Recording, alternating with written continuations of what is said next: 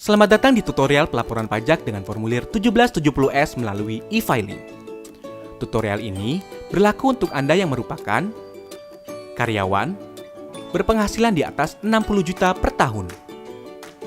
Hal yang pertama kali Anda harus siapkan adalah bukti potong yang Anda peroleh dari perusahaan tempat Anda bekerja. Anda dapat menggunakan perangkat baik laptop, tab, atau smartphone yang terkoneksi dengan internet. Pertama, buka situs www.pajak.go.id lalu tekan login. Setelah itu, isikan nomor pokok wajib pajak dan password, serta kode keamanan dan klik login. Anda akan diarahkan ke dashboard layanan digital perpajakan. Klik pada tab Lapor, klik pada ikon e-filing, kemudian klik Buat SPT. Anda akan diberikan beberapa pertanyaan terkait dengan status Anda. Anda dapat mengisi melalui formulir, panduan, atau upload SPT. Pada tutorial ini, kita akan menjelaskan pengisian SPT 1770S menggunakan formulir. Maka, pilih opsi dengan bentuk formulir. Tekan tombol SPT 1770S dengan formulir. Tahapan pertama dalam pengisian SPT adalah isi data formulir. Isi tahun pajak, isi status SPT normal.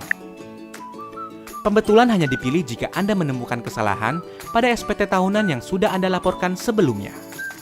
Lalu klik langkah selanjutnya. Sistem akan mendeteksi secara otomatis apabila ada data pembayaran pajak dari pihak ketiga. Gunakan data pembayaran tersebut untuk pengisian SPT dengan tekan Iya. Bila tidak, Anda dapat menggunakan formulir bukti potong sebagai acuan pengisian SPT. Pada lampiran 2, pada bagian A, isikan data penghasilan final. Pastikan data penghasilan final yang terekam telah sesuai dengan bukti potong yang Anda terima. Jika ada bukti potong yang belum terinput, klik Tambah. Pilih sumber penghasilan, isikan nilai penghasilan bruto dan PPh terutang.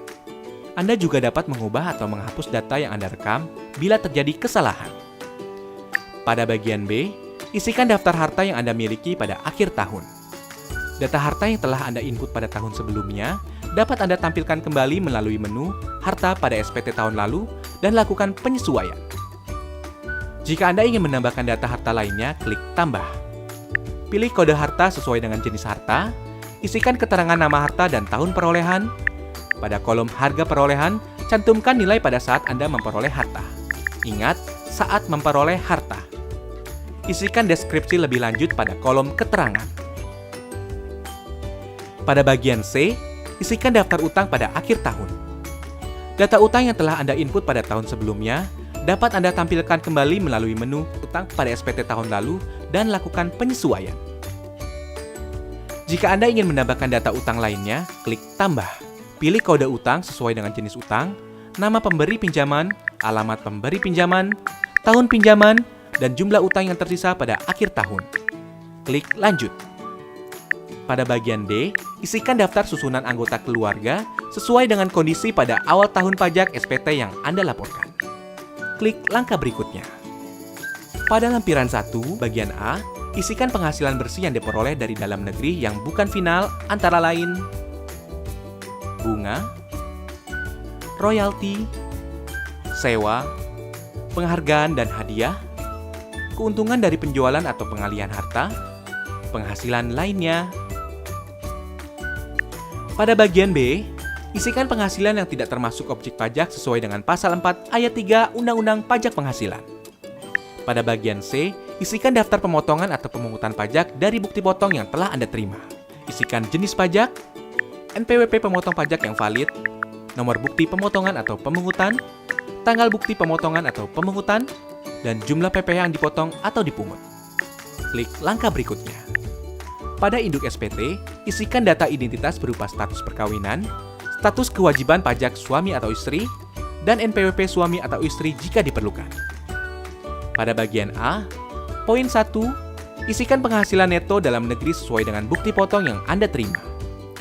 Poin 2 akan otomatis terisi dari data yang telah Anda isikan pada lampiran sebelumnya. Pada poin 3, isikan penghasilan neto luar negeri. Pada poin 4, penghasilan neto akan dijumlahkan secara otomatis.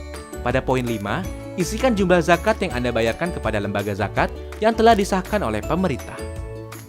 Poin 6 akan terisi otomatis. Pada bagian B, pilih status perkawinan dan isikan jumlah tanggungan sesuai dengan bukti foto. Maka, nilai penghasilan tidak kena pajak akan terisi secara otomatis. Bagian C hanya perlu diperhatikan bagi Anda yang memperoleh penghasilan dari luar negeri, dengan cara membaca ketentuan yang tertera pada petunjuk bagian C10. Bagian D poin 14 hanya perlu diisi apabila Anda pernah membayar angsuran PPh pasal 25. Lanjut ke bagian E. Anda akan mengetahui status SPT Anda apakah nihil, kurang bayar, atau lebih bayar. Jika SPT Anda nihil, Anda dapat melanjutkan pengisian pada poin F. Jika SPT Anda kurang bayar, Anda akan diberikan pertanyaan lanjutan. Jika Anda belum membayar, pilih belum dan Anda akan diarahkan untuk membuat e-billing terlebih dahulu. Bila Anda telah membayar, isikan data bukti pembayaran berupa jenis pembayaran, yaitu nomor transaksi penerima negara atau pemindah bukuan. Isikan kode NTPN atau pemindah bukuan Anda, lalu isi tanggal dan jumlah pembayaran. Jika SPT Anda lebih bayar, silakan unggah dokumen pendukung berupa bukti pemotongan pajak dari perusahaan atau bukti pembayaran lainnya. Pada poin F, hanya dikhususkan bagi Anda yang secara rutin memiliki status SPT kurang bayar. Lanjut ke pernyataan. Centang pernyataan setuju bila Anda yakin bahwa data yang Anda isikan sudah benar. Langkah terakhir adalah ambil kode verifikasi. Secara otomatis kode verifikasi akan dikirimkan melalui email Anda. Salin kode tersebut pada kolom yang disediakan, klik kirim SPT, maka SPT Anda akan terekam pada sistem DJP. Anda akan mendapatkan bukti penerimaan elektronik sebagai bukti bahwa Anda telah melaporkan SPT. Jika Anda masih memerlukan bantuan, silakan kunjungi www.pajak.go.id atau telepon ke Kering Pajak 1500 200. Subscribe channel YouTube Ditjen Pajak RI untuk memperoleh informasi dan tutorial lain. Pajak kuat, Indonesia maju.